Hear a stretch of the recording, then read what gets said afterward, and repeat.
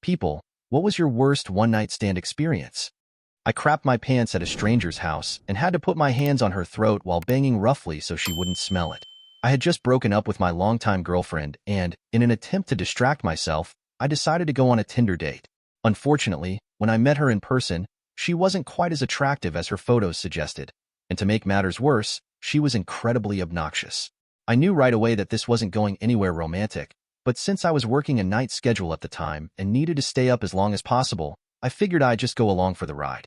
She invited me to a bar, and on the way there, she casually mentioned that it was karaoke night. That immediately reminded me of a buddy of mine who absolutely lived for karaoke, so I convinced her to pick him up on the way. I wasn't even considering the idea of hooking up with her at this point.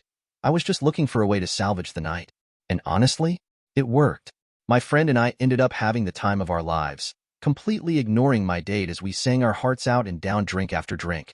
We got so caught up in the moment that we made a drunken pact. As soon as we sobered up in the morning, we were going to drive to Vegas. A solid 9-hour trip, no planning, just pure adventure. My date, however, was not thrilled about this plan. She pulled me aside and made it very clear that if I went to Vegas instead of spending the weekend with her, then she definitely wouldn't be sleeping with me that night. I shrugged and told her I was fine with that. The night continued, and for some reason, we ended up at a dance club, the three of us. Drinks kept flowing, she started getting more flirtatious, and at one point, she began coming close to me. That's when a little voice in my head whispered, maybe I should reconsider my stance on this whole situation. At the end of the night, the taxi dropped my friend off at our place, and he reminded me, I'll call you at 8 a.m. and come pick you up so we can head to Vegas.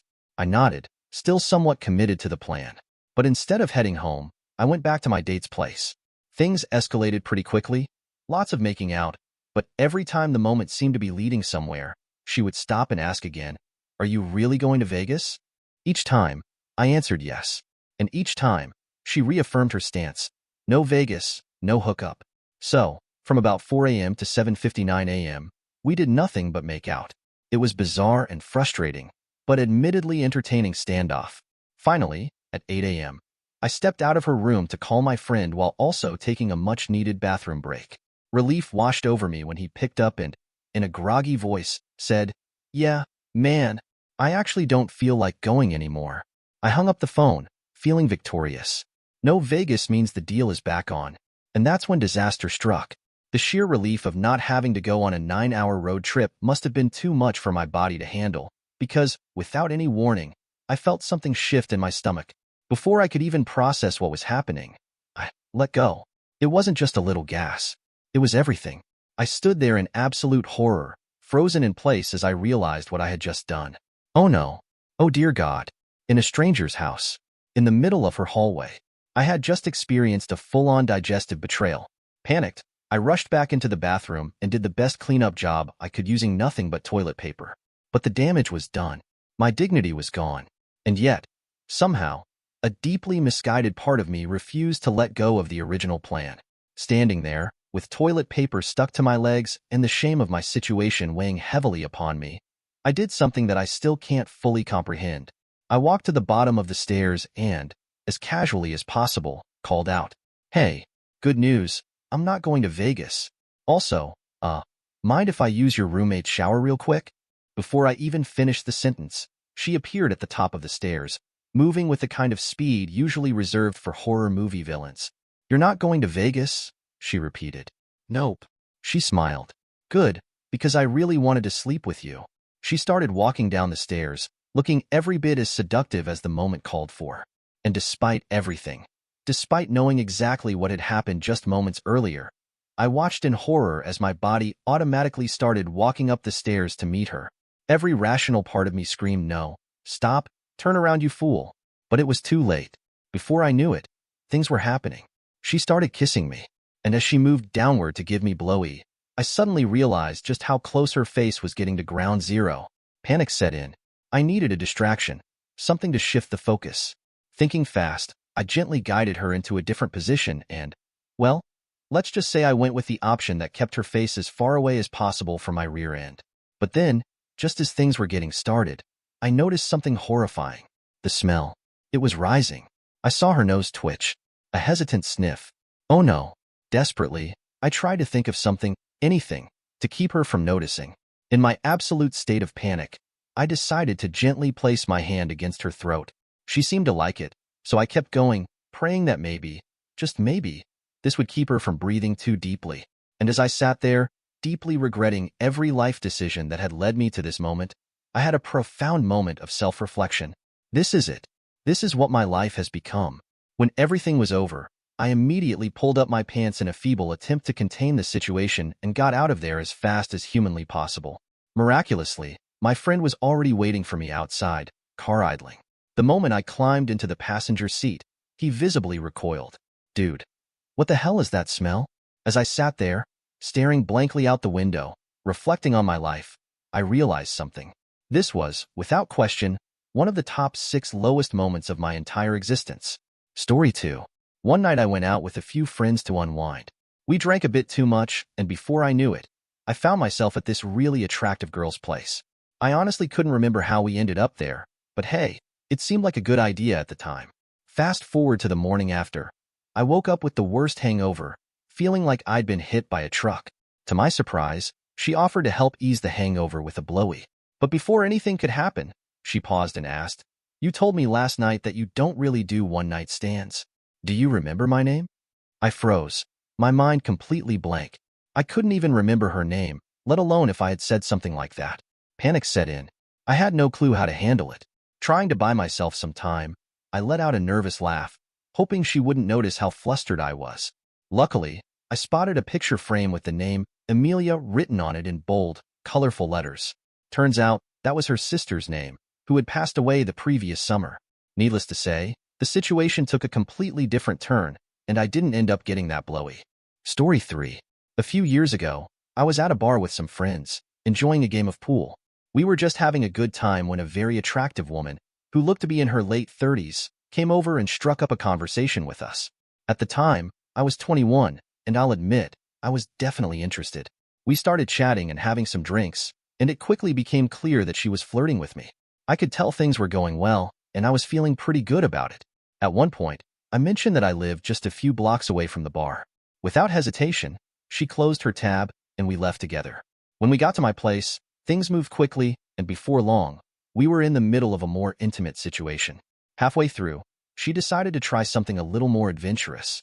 Unfortunately, as she tried to go a bit further and things didn't go quite as planned, she started gagging, and before I knew it, she accidentally threw up, while still in the middle of giving me a blowy. Needless to say, it was not the most pleasant experience, and I quickly got up to take a shower. I didn't want to make her feel embarrassed or uncomfortable, so I cleaned up, then walked her back to the bar where we had met. As I dropped her off, one of my friends noticed that I was wearing different clothes and asked where I had gone. I just told him not to worry about it. But then, she practically yelled across the bar, "Oh, he's just mad because I threw up on his dong." From that point on, everyone at the bar started calling me Ralph as a joke, a nickname that I couldn't escape for quite a while. It was definitely an awkward experience, but one that I look back on with a sense of humor now. Story 4. During college years, I absolutely wrecked off cheap old Milwaukee beer at one frat party. At some point, I start talking to this girl. Solid 7 out of 10, fun energy, and we hit it off right away. The conversation quickly turns flirty, and before I know it, she invites me back to her dorm. Now, here's where things take a turn. All that terrible, bottom-shelf beer is not sitting right in my stomach. As we walk to her place, I can feel it brewing, a full-on digestive rebellion. I start very carefully trying to let out some quiet farts along the way, hoping to relieve some of the pressure without embarrassing myself. Somehow, I make it to her dorm without disaster. Once we get inside, things start heating up fast. Clothes come off, and we're well into our drunken fun when, out of nowhere, she playfully tries to, explore new territory, my back door. I immediately shut that down. "Whoa, yeah, I'm not into that, honey." She laughs it off, we keep going, no big deal. But a few minutes later, she tries again. Now I'm annoyed. "Hey, I said I wasn't into that. Knock it off." It gets a little awkward, but alcohol has us both committed to the moment, so we push past it and carry on. Until she tries one more time. And this time, she succeeds. The problem? My stomach had already been hanging on by a thread. That single unexpected movement was the final straw. I feel the immediate release of beer-induced devastation. A full-scale evacuation of hot liquid regret straight onto the bed, the sheets, the walls, and, most tragically, her hand. Time stops. She sits upright in absolute horror, her face frozen in an expression I can only describe as pure existential crisis. I, in my drunken state, am somehow more pissed off than embarrassed. I shoot to my feet, wipe myself off with a relatively clean part of the bedsheet, and angrily declare, "See what you did?" Then, without another word, I get dressed, turn around, and walk straight out of the room. Before leaving, I take one last glance back at her, still sitting there, completely frozen, staring at the aftermath of what just happened. Her face a perfect mixture of shock, horror, and regret. And that's how I never went back to that dorm again. Story 5. Back when I was young, dumb, and full of bad decisions, I met up with a girl from a chat line. We had talked about hooking up over the phone, and she invited me over late at night. She mentioned her mom was home, but assured me she'd be asleep. I got to her apartment, and right away, she's not what I expected. She had a super short, almost boyish haircut. Not in a stylish way, just not what I had pictured. On top of that, she was pretty slim, so the haircut made her look even more masculine. She also gave off a bit of a white trash vibe, but, well, that hadn't exactly stopped me before. As someone still pretty inexperienced at the time, I was caught between my hormones and my second thoughts. Not wanting to be rude, I decided to stay and see where things went. That's when things started getting weird. She put on a movie, Never Been Kissed with Drew Barrymore. I hadn't seen it, so I figured, okay, at least I'll get a movie out of this. The real kicker? Her mom was asleep on the other side of the living room couch. This girl grabs a blanket and has a spoon on the couch while the movie plays. It's awkward as hell, but her mom must have been out cold, probably on some strong meds, because she didn't budge. Then, things escalated. She slipped her hand under the blanket and started getting to work. At one point, her mom stirred awake, but instead of freaking out, she just groggily looked around and went right back to sleep. Meanwhile, the movie was still rolling, and I was lying there thinking, is this really my life right now? By the time the credits rolled, I was past the point of no return. The way I saw it, we were alone. I was already this deep in, and no one had to know. So, we moved to the floor, where she laid out a blanket and a pillow. The apartment was tiny, so space was tight. The coffee table was the only thing separating us from her mom's direct line of sight, but our heads were still technically visible if she were to wake up fully. At this point, I just wanted to get in, get out, and get out. As things got going, I realized she was watching her mom the entire time. Every time her mom made a noise or adjusted in her sleep, she'd tense up and practically push me off of her. Eventually, she gave the all clear, and we kept going, except now, I was staring at her sleeping mother. To mentally escape, I closed my eyes and tried to picture literally anyone else. I grabbed what little she had to offer in the assets department, powered through, and managed to finish like a champ. Afterward, I got dressed immediately and made the quickest exit possible. She walked me to my car and asked if I'd call her again. I gave her the classic, yeah, for sure, and peeled out of there, never to return. Story 6. When I was 18, I ended up at an after party for some band. It was a typical wild night. Loud music, drinks flowing, and a packed house full of people looking to keep the party going. At some point, I started talking to this guy who was actually pretty cute. We clicked right away, and after a few drinks, the conversation turned flirty. One thing led to another, and we ended up sneaking off to a bedroom. Things escalated quickly, and we hooked up. The second we were done, he rolled over, looked at me and said, "Don't tell anyone, because I'm talking to this girl, and I don't want her to find out." I just stared at him for a second, then shrugged and said, "Whatever." At that point, I was too tired to care, so I laid down, hoping to just go to sleep. But he kept sitting at the edge of the bed, fidgeting like he couldn't sit still. After a long, awkward pause, he suddenly blurted out, "This was my first time ever." I didn't even know how to respond to that, so I just stayed quiet, pretending I didn't hear him. But instead of dropping it, he stood up and started rummaging through the closet. Confused, I asked, "What are you doing?" "Without missing a beat," he replied, "seeing if there are any corn magazines." And what? At that point, my entire vibe shifted from mildly annoyed to straight up uncomfortable. A minute later, he wandered out of the room, leaving me alone. Not long after, one of my friends came in to check on me. I sat up and said, "Can you sleep in here? Because I hooked up with that guy, and now he's acting like a total psycho." She didn't even hesitate. She and her boyfriend climbed into the bed with me, and before long, another guy joined, too. We were all crammed together, but at least I didn't feel as uneasy. Then, guess who comes back? The guy stood in the doorway and goes, "Well, Where am I supposed to sleep? We all kind of just stared at him before telling him he could take one of the other bedrooms or crash on the couch downstairs. But he kept insisting he wanted to sleep in this bed. After going back and forth, he finally stormed off. Just to be safe, we locked the door behind him. A few minutes later, there was a knock. This time, it was my friend and her boyfriend again. When we let them in, they looked completely freaked out. She whispered, "He's downstairs flipping light switches on and off and asking people if there's any corn magazines in the house. He's literally digging through drawers looking for it." At this point, I was beyond creeped out, but it got worse. A little while later, we heard scratching at the door. Then the handle jiggled, and suddenly, the lock clicked open. He picked the lock and came in anyway. That was my cue to get out. I stayed put until I sobered up enough to leave, and the moment I could, I got the hell out of there. Never saw him again, and honestly, I'd like to keep it that way. Story 7.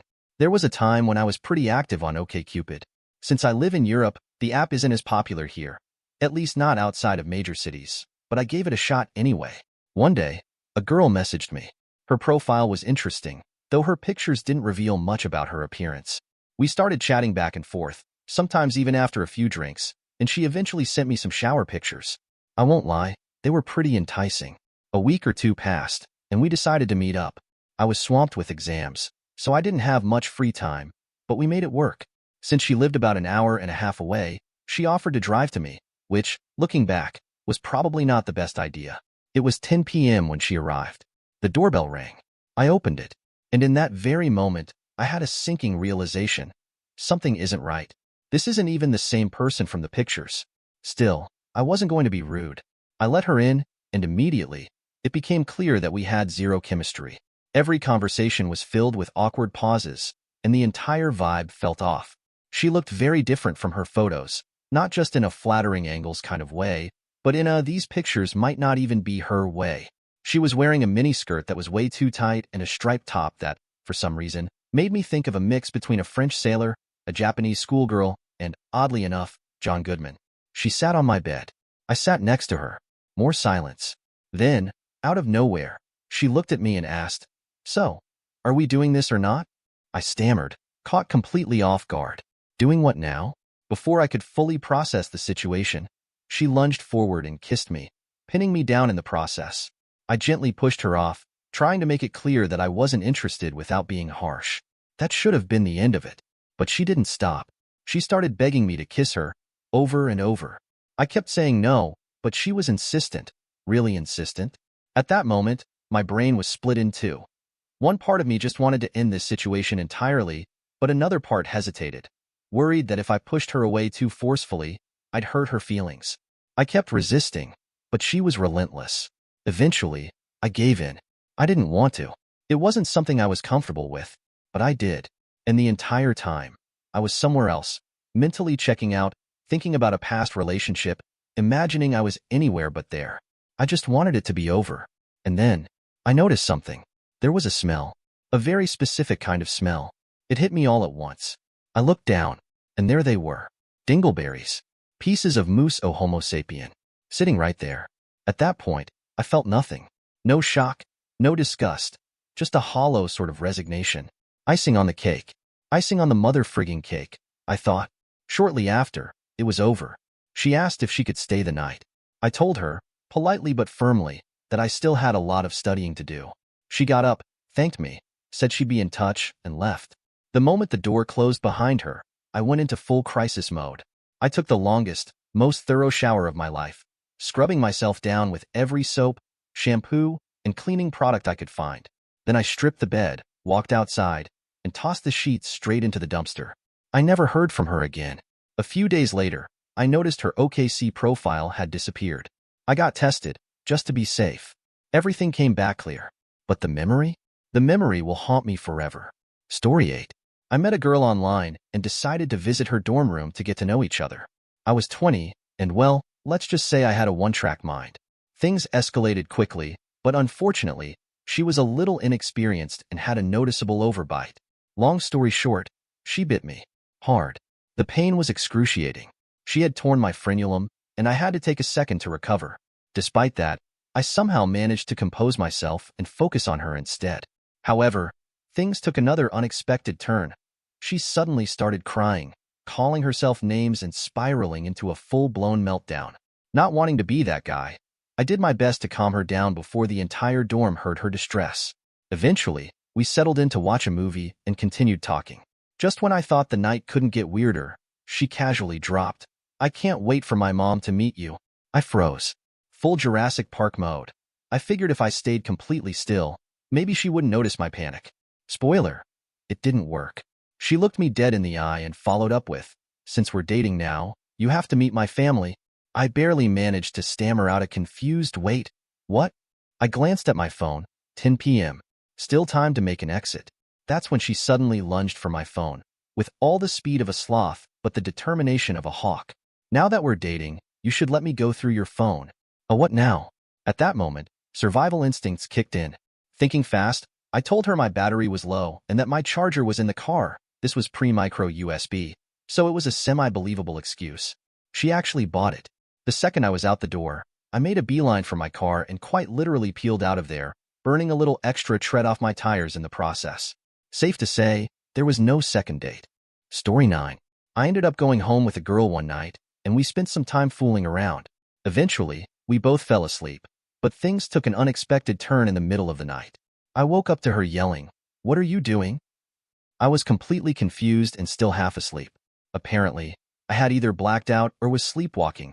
Either way, I was caught in the act of relieving myself, like I was racing against the clock, right there on her bedroom floor. I immediately snapped out of it, quickly pinching it off before sprinting to the bathroom to finish what I had started. Afterward, I went back to her room to help clean up the mess, completely speechless and embarrassed beyond belief. We both stood there for a few moments, just trying to process what had happened, but there wasn't much to say. The next morning, her alarm went off, and she casually said, "I'm going to take a shower and head to work. You should get ready too." I quickly got dressed, hoping to escape the awkwardness as soon as possible. I left before she even got out of the shower, and that was the last time I ever heard from her. I never talked to her again, and I'm honestly still not sure what to make of the whole situation. Story 10. My first time was a one-night experience. The encounter itself was surprisingly decent, and I have to give credit to her for that. However, there was one thing that I overlooked. She had a latex allergy or something, so I didn't use a rubber. In my mind, I figured the chances of getting an STD or her becoming pregnant were pretty low on my first time. I know, not the best logic looking back.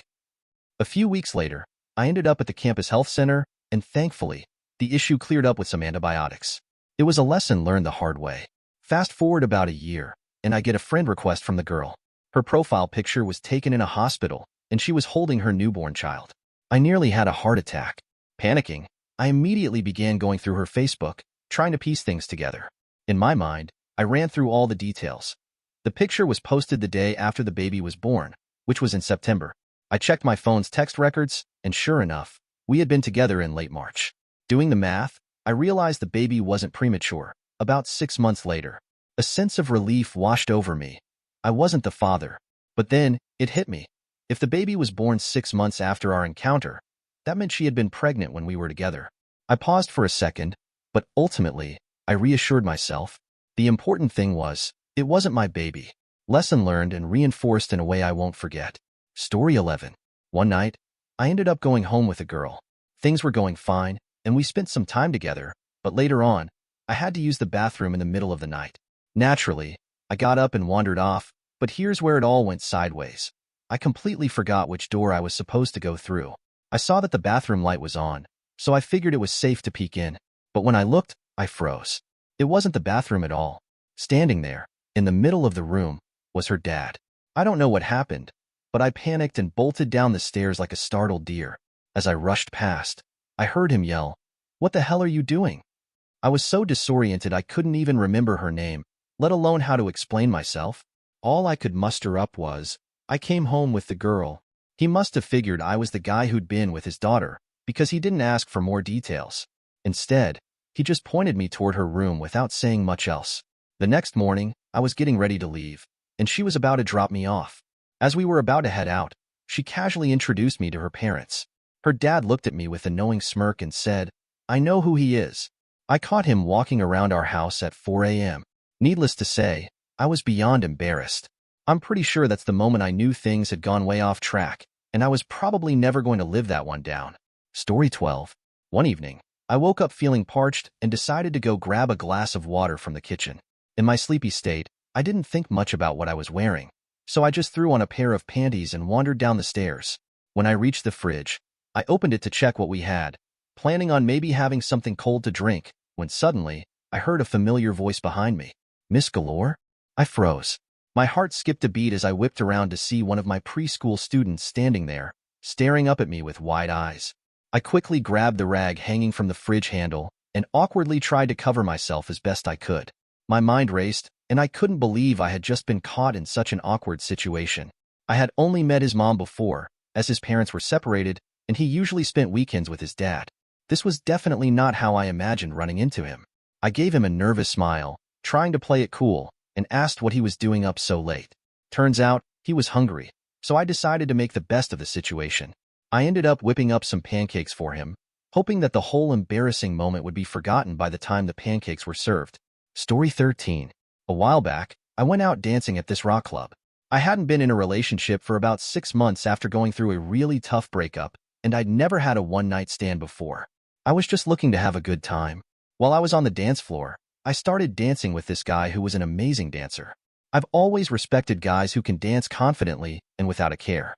We chatted a little, but then my friend insisted that we leave. I started to follow her, but then I decided I wanted to get his number. When I went back, I couldn't find him anywhere. I looked around, then told my friend to leave without me. At this point, I was pretty drunk, but I eventually found him. It turned out he was looking for me too. We started making out right away, and before long, we were heading to catch a night bus together, making out nearly the entire way back to his place. Once we got there, things got a little more intense, and we ended up sleeping together. Afterward, as he started to fall asleep, I went outside to have a cigarette. As I walked through his room, I started to notice some things that stood out. There were letters taped all over the walls and mirrors, each one signed, "Love you forever, Alex." I also noticed there were a lot of pictures of a girl named Alex scattered around, attached to the letters. It seemed odd, but I shrugged it off, thinking maybe something had happened to her. I went back inside and lay next to him. As he was sleeping, I noticed an Alex tattoo on the back of his arm. The next morning, I woke him up and asked him about the letters and the girl. He explained that Alex was his ex-girlfriend, and he was still in love with her. However, he said he was happy to have found me, and that he was excited to love someone new. I felt bad for him, but I told him that I was moving away in a month and that I didn't think we should continue seeing each other. I also told him that he should probably take down the letters and move on from the past. It kind of sucked, because honestly, he was a great guy in bed. But sometimes you have to do what's best for both people, and I couldn't be the rebound. Story 14. I went home with a girl I met at a bar. She was absolutely stunning, and we hit it off right away. The chemistry was instant. One drink turned into two, and before long, we were making out. Things escalated quickly when she pushed me onto her bed. At this point, I was beyond excited. Then she paused, giving me a playful smirk, and said she was going to slip into something more comfortable. She winked as she walked out of the room and closed the door behind her. Still riding the high of the moment, I sat up and casually glanced around her room. I wasn't snooping, just taking in the space, trying to get a sense of who she was. My own place was pretty bare, just a camping mattress and a computer, which is why I never brought anyone back to mine. But her room? It was packed with personal touches, photos, books, little trinkets. And then my eyes landed on something else. A whole lineup of prescription pill bottles. At first, I thought maybe she just had a couple of common medications, but as I looked closer, I realized there were a lot of them. Antidepressants, antipsychotics, mood stabilizers, sleep aids, ADD medication, appetite suppressants. If there was a condition for it, she had a doctor's note and a little orange bottle to go with it. Right as I was processing this, she came back in, now wearing the sexiest black lingerie I had ever seen. And in that moment, I had a choice. My brain whispered, maybe this is a bad idea, but my other brain quickly overruled it with, how bad could it be?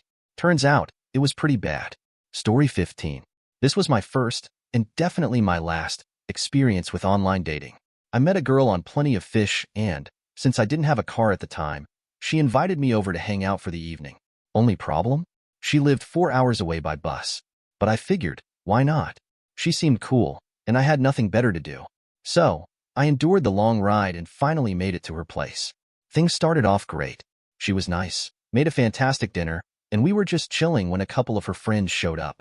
After a bit, we all decided to head out to a local bar. It was still light out when we left, and I was feeling pretty good about the night. At the bar, I kept things under control, trying to make a good impression, so I wasn't getting completely wasted. We played some pool, danced, and just had a good time. As the night went on, the bartender eventually called the last call. While everyone else went up to grab one last drink, I took a quick detour to the restroom. I was gone for maybe a minute, just long enough to take a piss, wash my hands, and step back out. And when I did, the bar was completely empty. Like, vanished without a trace empty. The bartender was cleaning up, looking at me like, "Why are you still here?" I figured the group must be waiting outside, so I walked out into the parking lot. Nothing. Not a soul in sight. At this point, it's just past 2 a.m. I have only the vaguest idea of how to get back to her place. And to make things worse, it had started pouring. Not just a light drizzle. This was full-on, soak you to the bone, torrential rain. With no other choice, I started making my way back, retracing the path we took earlier. But since the rain had turned everything into a muddy mess, I didn't make it far before my ankle completely gave out. One wrong step, and I went sideways, hitting the ground hard. Lying there in the mud, in pain, screaming out in frustration, I had a moment of reflection. What the hell am I doing with my life? But there was no one around to answer. So, pissed off and soaking wet, I somehow managed to hobble my way back to her place. The door was still unlocked, small town perks, I guess, but when I got inside, she was nowhere to be found. At that point, I was beyond done. So I packed up my stuff and dragged myself toward the bus stop, which was conveniently located near a liquor store parking lot. By now, it was around 3:30 a.m. The first bus back home didn't arrive until 10 a.m. I was cold, drenched, and exhausted, just sitting on the concrete stairs, waiting out the longest night of my life. And then, I heard sobbing coming from up the hill. It was her. Turns out, she had gotten so blackout drunk that she completely forgot about me, walked her friends home, and only just now realized she had left me behind. I helped her get back to her place, hobbling the whole way, and we both crashed for a few hours. When I woke up, my ankle was completely wrecked. I had to crawl to the living room just to find my shoe, mash my swollen foot into it, and limp my way back to the bus stop. By the time I finally got home, my foot had ballooned into a giant, purple, Nerf football. Safe to say, I never made the mistake of traveling 4 hours for an online date again. Story 16. Alcohol causes poor decisions, and my name's not frigging Eric.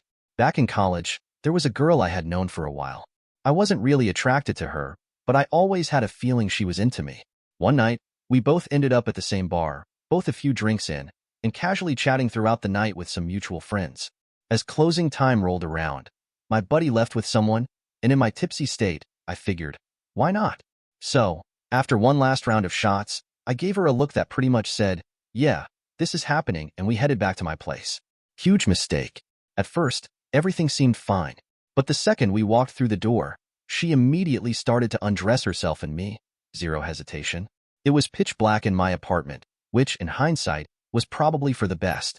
We got into it, but after a little while, she suddenly moaned out a name that was very much not mine. Eric. Now, I tried to ignore it the first time. Maybe I misheard? Maybe she was just mumbling? But nope. A few moments later, Eric, oh. Eric. At this point, I stopped mid-motion and just blurted out, who the heck is Eric? Turns out, Eric was some other guy she had been talking to earlier that night at the bar. I got some slurred, babbled response that made absolutely no sense. And before I could even process that, she suddenly threw up right off the side of my bed. I instantly sobered up. I jumped up, grabbed a trash can, tossed it to her, and quickly dragged her to the bathroom. By now, it was very clear that this had been an awful decision.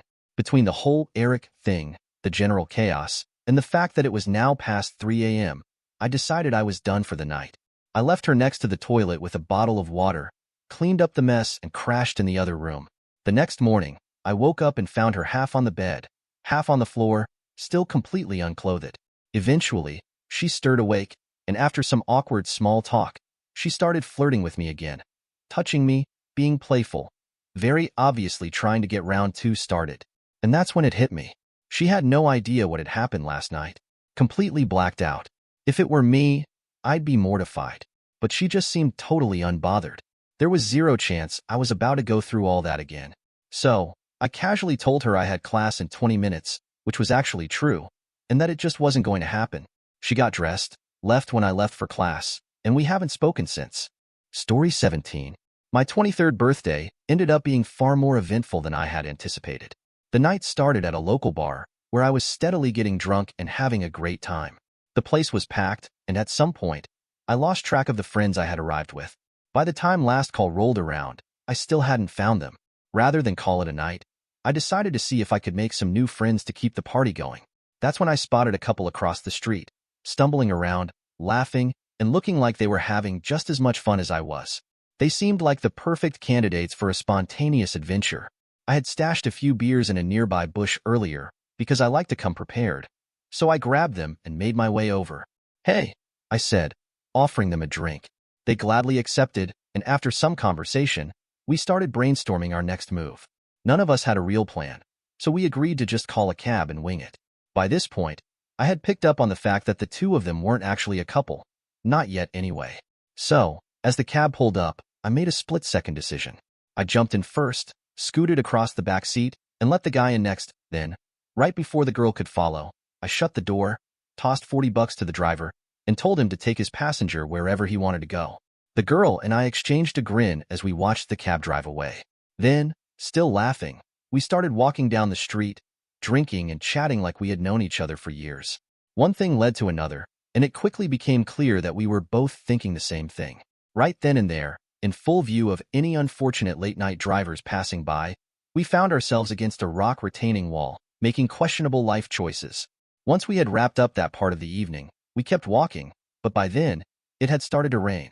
With nowhere to go and the night still feeling full of possibilities, I suggested we take shelter by the local public pool. The only problem? The place was surrounded by a 7-foot-high fence. Being the gentleman that I am, I decided to help her over first. I crouched down, cupped my hands under her foot, and gave her a boost. Unfortunately, I may have underestimated my own strength. She sailed right over, too far over, did a full 1.5 rotations in the air and landed face first on the stone pavement on the other side. Panic set in immediately. I scrambled over the fence as fast as I could and rushed to check on her. She was bleeding badly, and I was pretty sure her nose was broken. The door to the pool building was locked, so I did the only thing I could think of. I kicked in the deadbolt, got her inside, and found some paper towels for the bleeding. To my surprise, she calmed down fast. In fact, she calmed down so much that the thought of hooking up again crossed both of our minds. So, despite the blood, the minor trespassing situation, and the general chaos of the night, things escalated once more. Midway through round 2, there was a knock at the door. Without thinking, I called out, "Come in." Big mistake. The first thing I saw was a flashlight, and the first thing I heard was a very serious voice saying, "What the hell is going on here?" It was the police. From their perspective, the scene did not look great. Blood everywhere, a broken door, and me, half-dressed, next to a very injured-looking woman. Naturally, they assumed the worst. It took about 15 to 20 tense minutes of explaining, mostly on her part, before they believed that everything had been consensual and that she wasn't actually in danger. Still, that didn't get me off the hook. I was promptly arrested for trespassing, mischief, and destruction of property. The banging was great, though. Story 18. I live in North Texas, and when I was 19, I practically lived in the club scene. If there was a place to dance, drink, and let loose, I was there. Lizard Lounge, Afterlife, Insomnia, you name it. One particular night stood out from all the rest. I wasn't on anything that night, just vibing and having fun, when this absolutely stunning girl started dancing with me. She was one of those women who had this effortless energy, the kind that makes you feel like you were lucky to be in her orbit. But just as quickly as she showed up, she was gone. Song ended, she dipped, and I swallowed my pride, figuring she was way out of my league anyway. Then, to my surprise, she came back, with 2 bottles of water. We kept dancing, getting lost in the music, sweat pouring off both of us. In that moment, I wasn't self-conscious. The way she moved, the way she smiled. It felt like I had stepped into someone else's life, someone smoother, someone cooler. Then the lights came on. That's when I realized. This girl wasn't just hot under the neon haze of the club. She was gorgeous, in a way that felt almost unreal. And then she did something that shocked me even more. She invited me back to her place. I offered to drive, but she insisted, leading me to her car, a brand new Infiniti G35, fresh off the lot for that year. I barely knew anyone my age with a car that nice. When we pulled up to her house, I was hit with yet another surprise. This wasn't some tiny apartment or a spot she shared with roommates. This was her house, and it was nice. Modern, sleek. The kind of place that made me feel like I had somehow entered the world of someone far more put together than me. It was almost eerie how pristine it was. No extra beds in the other rooms, no clutter. Just carefully placed art, a space for her dog, and an architecture style that felt like something out of a magazine. We had more drinks, laughed, and told stories.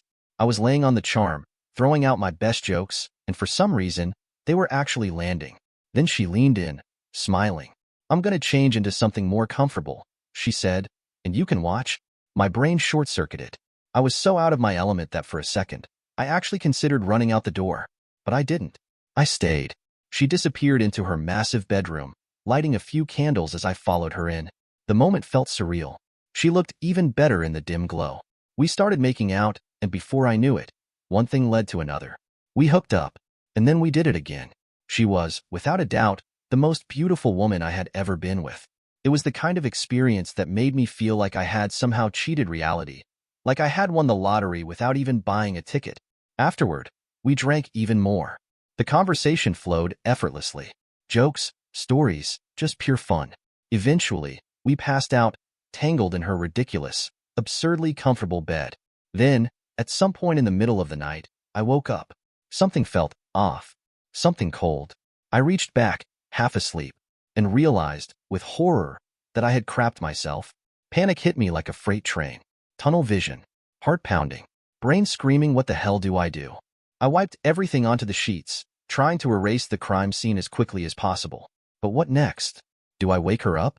Try to explain? No, absolutely not. There was only one way out of this. I had to go. I scrambled to get dressed, trying to be as quiet as possible. My hands were shaking as I reached for my wallet and keys. And then I saw it. A note. Sitting right on top of my wallet. It read, "Please don't go. I really like you." Bro. I froze. I just sat there, staring at the note, feeling every ounce of shame wash over me in an instant. I made my way to the front door. I put my hand on the handle. I opened it, and then I paused. I stood there, staring into the night, wondering if I was really about to do this. Was I seriously going to leave like this? Was I going to walk out on the best night of my life because of this? But in the end, shame won. I closed the door behind me, not even daring to look back, and walked straight to the nearest gas station. I called a friend to pick me up, and I never saw her again. Story 19. I had just broken up with my boyfriend, so my friends decided the best way to cheer me up was a night out at the bar. Never mind that it was a Wednesday night and that I had an 8 a.m. exam the next morning. We clearly weren't thinking that far ahead. To be fair, I don't think any of us intended to get absolutely wrecked. But of course we did. Somewhere between tequila shots and bad decisions, I ended up going home with the guy. I have vague memories of some extremely meh intimacy, with a protection, thankfully, and then, nothing. The next morning, I woke up in an unfamiliar bed. My head was pounding, my mouth tasted like straight-up cleaning chemicals, seriously, like Windex or something, and I was totally bare. The guy was still fast asleep, completely face down in the pillow, so I had no idea what he even looked like. Panic mode activated. I frantically started gathering my clothes, my purse, my car keys, except, wait, where the hell were my car keys? Not the time to be fumbling around. My only goal was to get out without waking him or any potential roommates. Somehow, I managed to slip out unnoticed and bolted up Main Street to where I had parked my car the night before. That's when I realized two very unfortunate things. 1. My keys were still in his apartment. 2. My car was gone. Towed. Oh. And I only had 30 minutes to make it to campus for my exam. At this point, my only option was a half-hungover, full-regret jog of shame straight to class. I barely made it, completely out of breath and running on pure anxiety. I took my test, still reeking of bad decisions, and walked out with a C. Honestly, I considered it a win. Luckily, I had a spare key at my place, so later that day, I managed to get my car back, after handing over $150 to the tow lot, because life is cruel. And then, just when I thought the weekend couldn't get any worse, a guy I swear I had never seen before casually strolled up to me at the bar, handed me my keys, and said with a smirk, "I think these are yours, and I think you peed in our kitchen." Story 20. It was February 2011, and it was absolutely freezing outside. I was home from college, visiting my parents, when my friends from a nearby university called and asked if I wanted to come hang out. Since there was absolutely nothing to do in suburban Southwest Ohio after 10 p.m., I figured, why not? So, I made the 25-minute drive up to campus, ready for a good time.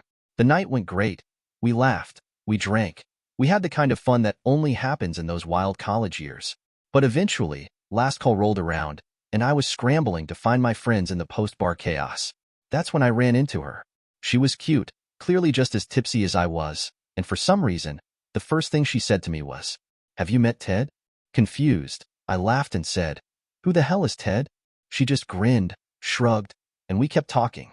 One thing led to another, and we decided to go back to her place. Now, here's where things started getting weird. All night long, she kept repeating that same phrase, "Have you met Ted?" Like, broken record levels of repetition. I had no clue what she was talking about. Was Ted an inside joke? A pet? An imaginary friend? A code word for something? No idea, but I rolled with it. When we got to her place, things escalated quickly.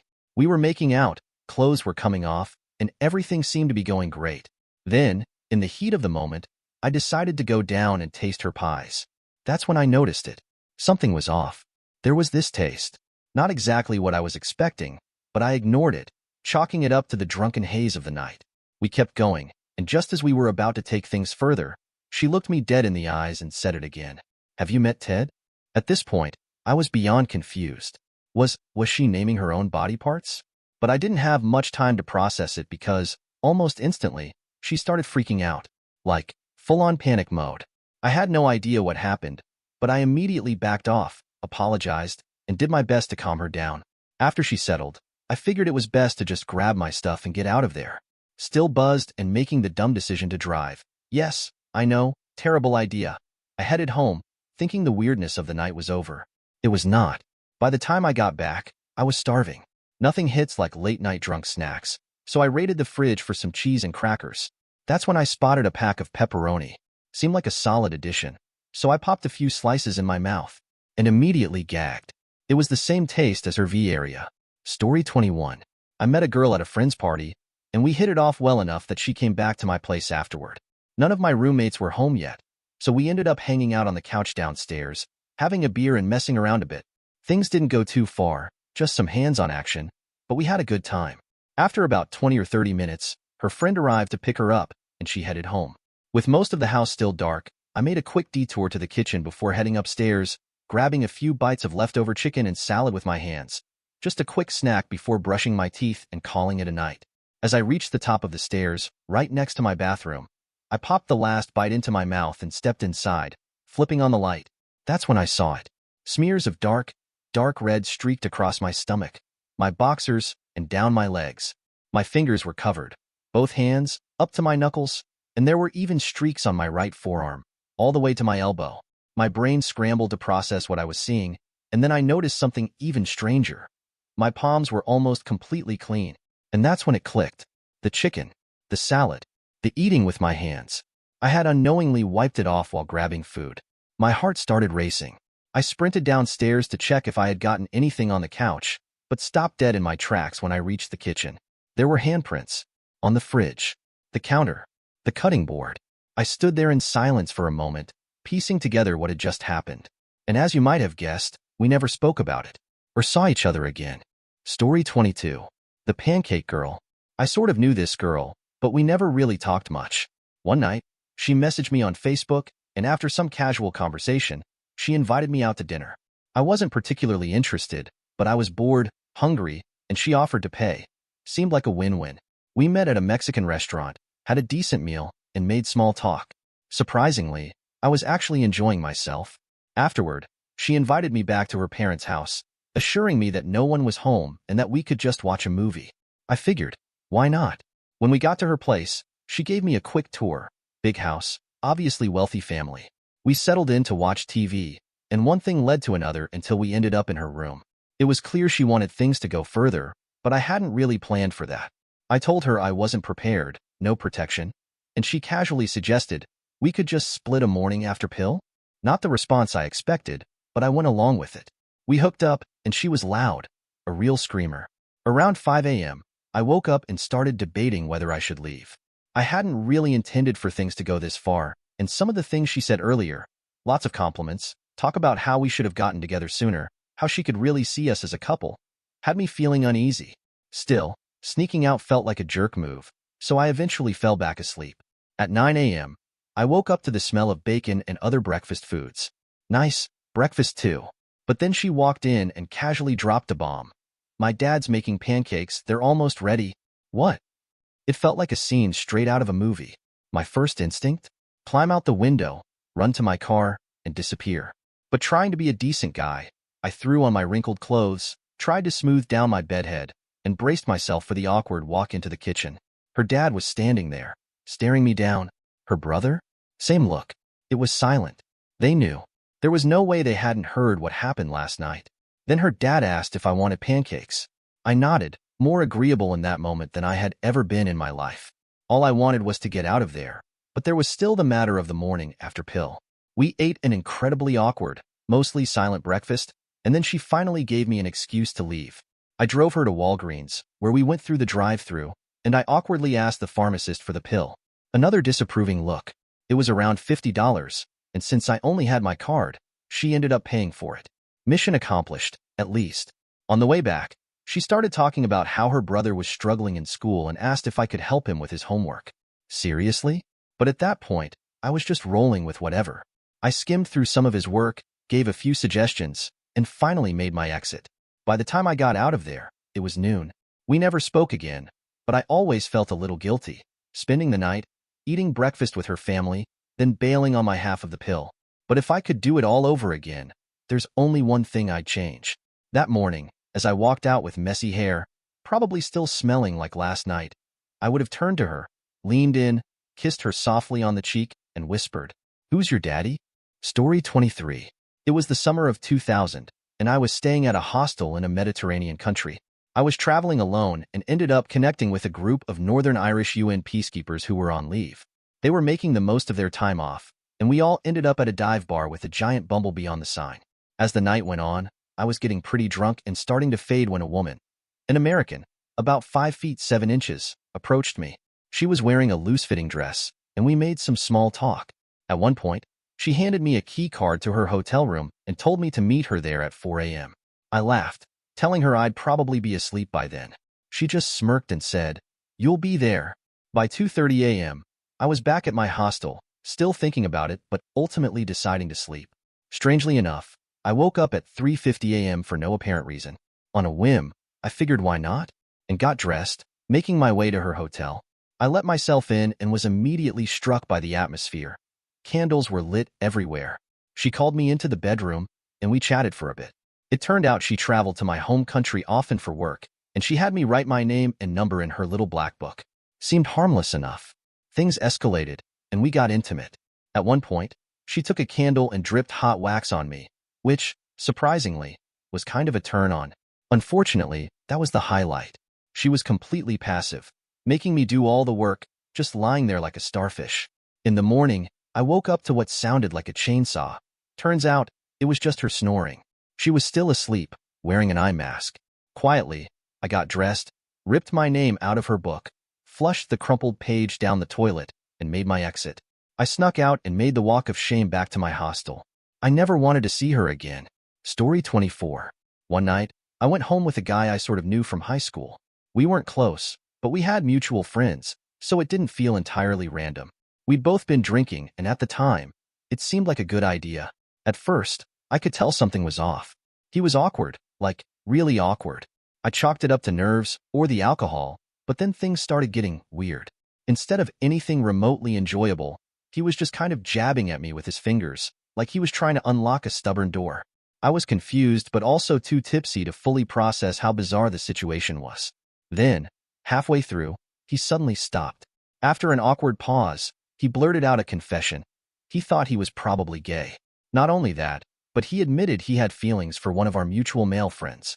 Apparently, he had been going to therapy to suppress his attraction to men. Oh, and on top of everything, he also revealed he was a virgin. At this point, my brain was doing somersaults. I didn't know what to say, let alone how to react. The whole situation had gone from slightly uncomfortable to downright surreal. I just sat there, still drunk and processing this unexpected therapy session turned hookup, feeling more confused by the second. Then, In my dazed state, I decided I needed to get up and go to the bathroom, maybe just to gather my thoughts or escape the awkwardness for a moment. But in my rush, I completely miscalculated my movement, lost my balance, and went headfirst into the sharp corner of my bedside table. Instantly, there was blood everywhere. My scalp was split open, and while any reasonable person would have gone to the hospital, I was still too drunk to think straight. My logic? Vodka exists, so I'll be fine. By morning, I was definitely not fine. My head was throbbing, and the previous night's events felt even more absurd in the cold light of day. I was weirded out but decided to just brush it off. After all, strange things happen when alcohol is involved. But my patience ran out a few weeks later when I found out he had been running his mouth to mutual friends, bragging about how we had slept together and doing the whole macho guy routine, claiming I had loved it. I was livid. Not only had the experience itself been deeply weird and unsettling, but now I had to deal with him twisting the story into some kind of personal victory. That whole mess put me off intimacy for a long time. Story 25. Had choice between no hookup or expensive awesome hookup, but a series of drunken awkward choices end up in expensive bad hookup. The last day of my mission had finally arrived. It had been a long and grueling few weeks in a foreign, remote country. It was also my first overseas trip as a young, single man in my early 20s, and I was eager to experience what the world had to offer. After finishing up the final tasks of the mission, I decided to hit the town. I was completely piss-drunk, blowing off some steam after the intense work and long days. I found myself in a club, surrounded by women who seemed way too eager to spend time with me. I wasn't one to pass up attention, especially after the stress of the last few weeks, so I started to mess around with a few of them. It didn't take long for me to realize, though, that most of these girls weren't your average clubgoers. They were worker girls, scoping out fresh, young expats like myself. The situation became a bit less appealing, and after some awkward moments and realizing I wasn't in the mood for a transactional evening, I decided it was time to bail. I made my way out of the club, hoping to just get some rest before my morning flight home. But of course, one girl, let's call her Lola, followed me out. She insisted on coming back with me to the hotel. My first instinct was to decline, but she was persistent, and for some reason, I didn't want to cause a scene. I figured, whatever, I'll just go to sleep and call it a night. But let me make it clear, I wasn't planning to pay for anything. We hop in a cab together, and as we're riding back to the hotel, I'm starting to think, she's actually pretty attractive. Still, I wasn't ready to bite the hook. I wasn't planning on paying for anything, and I wasn't about to start now. She seemed fine with that, so I shrugged it off. When we get to the hotel, there's a catch. The security guard wouldn't let her come up unless she paid him the usual clearance bribe for a companion. It's a tactic I'd seen before, so I wasn't shocked. She didn't have any money, but at this point, I had already invested time and energy into this situation, and I didn't want to leave her stranded in some dark alley. I gave the guard a 20, hoping it would solve the problem quickly. Plus, the hotel was in a remote part of the city, and I just wanted to get up to my room. We finally make it to my hotel room, and as soon as the door closes behind us, the mask comes off. Turns out, she's a worker girl after all. A talkative, demanding one who wasn't willing to do anything unless it was for a price. That's when I realized the night had taken a turn. I was now in a situation where the free hookup I thought I was getting wasn't happening unless I paid up. I'd already spent a significant chunk of my cash during the night, but in my drunken state, I decided to blow the rest of my allowance on an awkward, protected BJ, nothing more, despite all her insisting. It wasn't exactly the most glamorous or fulfilling night. Instead, it ended up being an uncomfortable exchange that left me with a mix of regret and a bit of anger at myself. After all that, it certainly wasn't the romantic encounter I had imagined when I first stepped foot on this trip. But sometimes, you just have to roll with the punches and move on. Story 26. It all started with a glance. I was at the bar, minding my own business, when I locked eyes with her from across the room. There was something about her that screamed trouble, but in the best possible way. She was captivating, and I wasn't about to ignore it. We struck up a conversation, and she told me she was a dancer, not a ballerina, she quickly clarified. I didn't judge. Whatever she was into, good for her. She mentioned she came with a friend and her friend's sugar daddy. Now, this guy was something else, socially awkward, to say the least, but what he lacked in charm, he made up for in style. He was driving the most impressive Range Rover I had ever laid eyes on. Honestly, I almost wanted to hang out with him, just to check out the car more closely. We all decided to head back to her friend's place, and I thought, all right, things are looking good. I figured something was bound to go down. I started taking my shirt off, ready to make a move, when, bam, her friend's parents suddenly emerged from the basement. "Nice to meet you, Mr. and Mrs." I was caught off guard. Things had definitely taken a weird turn. They went back downstairs, and I stepped outside to find a full-blown drama unfolding. There, in front of me, was my girl and her friend in a full-on fist fight. They were fighting over who was the rightful owner of the micro miniskirt my girl had borrowed. The brawl escalated fast. My girl even took a haymaker to the face. I rushed in and pulled them apart before things got any worse. At this point, I was just trying to keep my cool, but I was wasted, and my thoughts were a bit fuzzy. We finally managed to get in her Jeep, and I decided to try and drive us out of there. Spoiler, that was a terrible idea. After about a block, she stopped crying, turned to me, and said, "You can't drive. Let me take over." Honestly, I was too tipsy to argue, so I handed her the keys. Fast forward 45 minutes. I'm still in the passenger seat, completely oblivious to where we are. Eventually, I realized that we were about an hour and a half away from the city I'd been staying in. She casually mentioned that she lived way out in the middle of nowhere. Well, at least I was in for an adventure, right? When we finally made it to her place, things took another strange turn. She pulled out an industrial-sized bottle of Valium and started handing them out like candy on Halloween. I was half tempted to question her life choices, but then again, I was in no position to talk. The next day was, well, let's just say it was interesting. I'm still not sure how I ended up in that situation, but it was a fun, chaotic month, to say the least. Thank you for watching. If you enjoyed this video, be sure to give it a thumbs up, subscribe, and hit the bell icon so you never miss an update.